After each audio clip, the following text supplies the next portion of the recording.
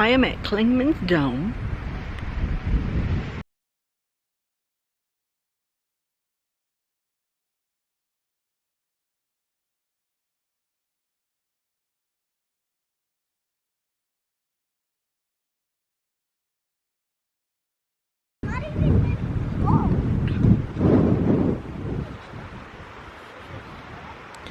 Looks like it's going to be too cloudy to see anything.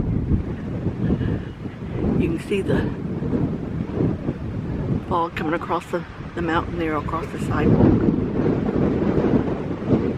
Really foggy today, but it's been raining in the lower section.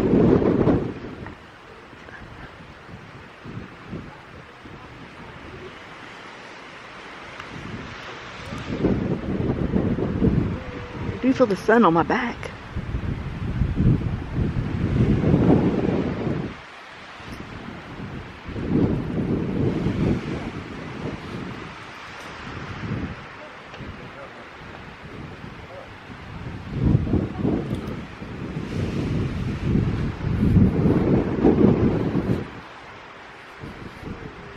It is beautiful up here.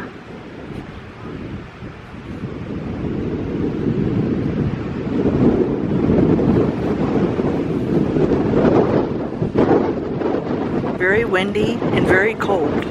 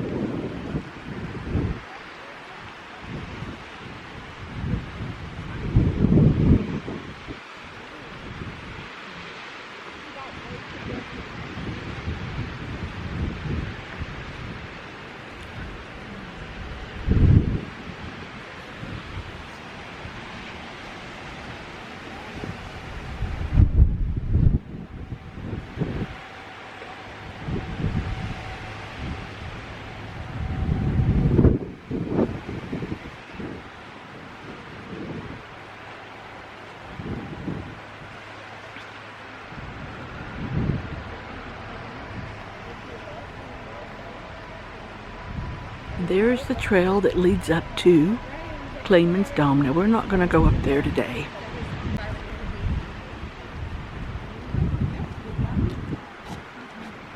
Here's all the park safety and everything.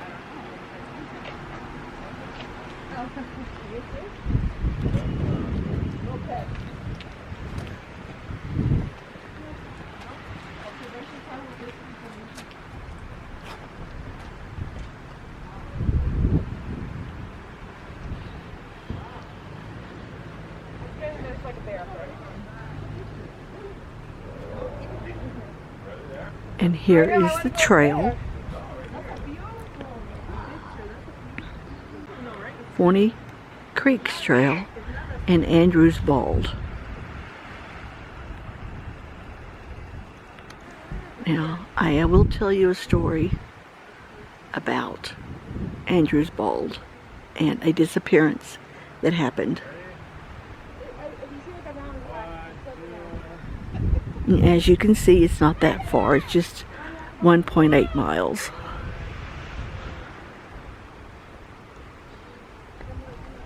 Clingmans Dome Tower is a half a mile. Appalachian Trail is a half a mile. And Mountains to Sea Trail is a half a mile.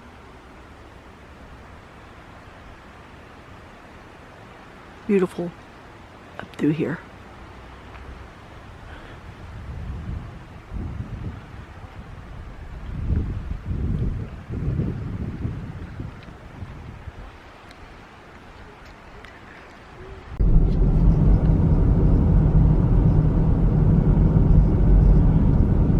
It is beautiful here. We are headed back down the Clingmans Dome Road, back to Newfound Gap Road, down to 441. Let's tell them about the disappearance of Trinny Lynn Gibson. Okay. In 1976, I believe it was October the 8th, there was a high school horticultural class field trip that came to the Clingmans Dome area to hike a trail to Andrews Bald, which was 1.8 miles. The class left Bearden High School in Knoxville, Tennessee that morning. Trinny Lynn Gibson left her purse with her mom. She did not have a coat. And remember, this was in October. Up there just now, it was chilly. It was in the 60s. So they got to Clingmans Dome parking lot. And the kids, I believe there was like 40 students. They got off the bus and was to meet back at 3:30 at the bus. They were only to go down Andrew Bald's trail. She has never been found. There is no indication whatsoever of what happened to her, as far as the public knows.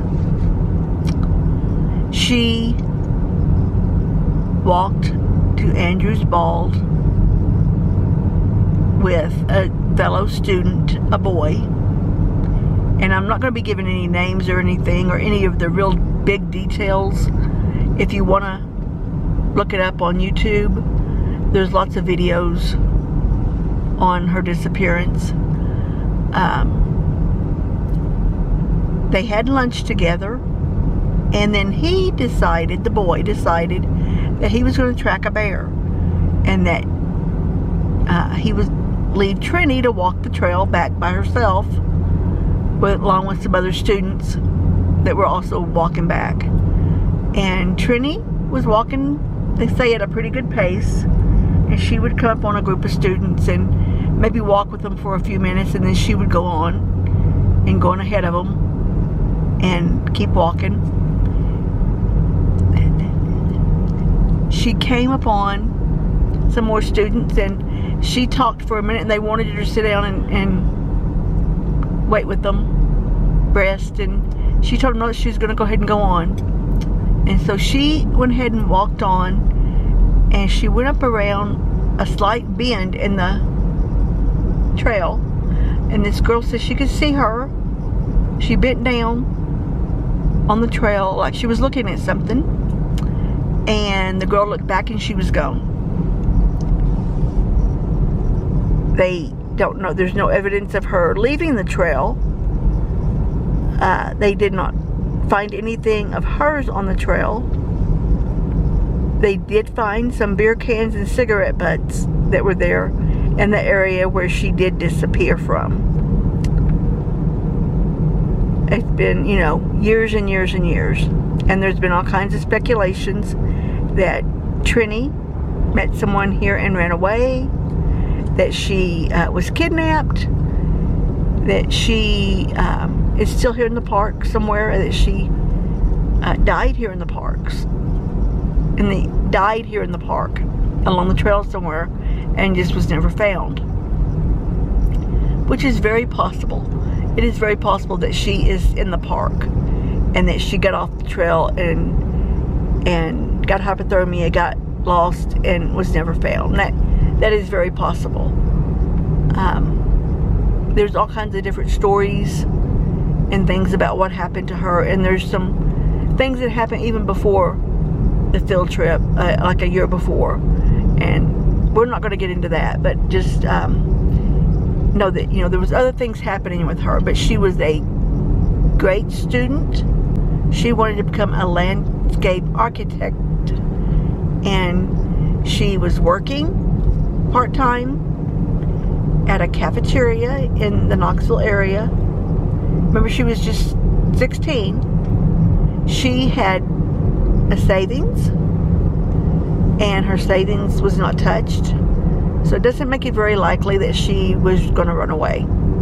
And it's also said that the students did not know where they were going that day, on that October morning when they were headed on the field trip. They did not know where they were going. So to me, it's very unlikely that someone kidnapped her that knew her. But it's just an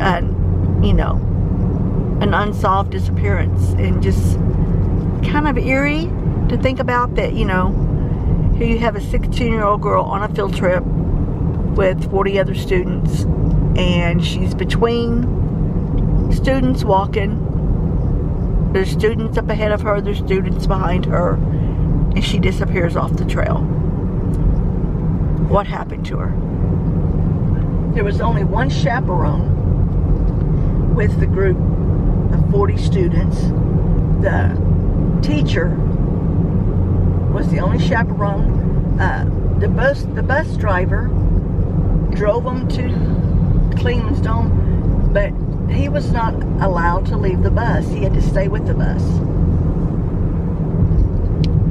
So, if you want to find out more about it and hear a little bit more on it, just look up Trinny Lynn Gibson on YouTube, and you'll find all kinds of videos.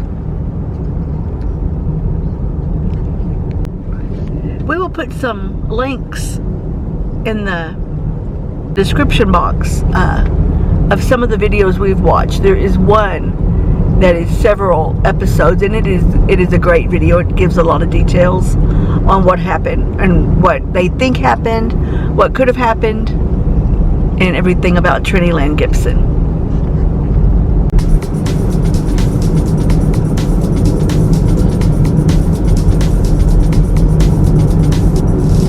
We are going down the mountain now, headed toward Cherokee, North Carolina.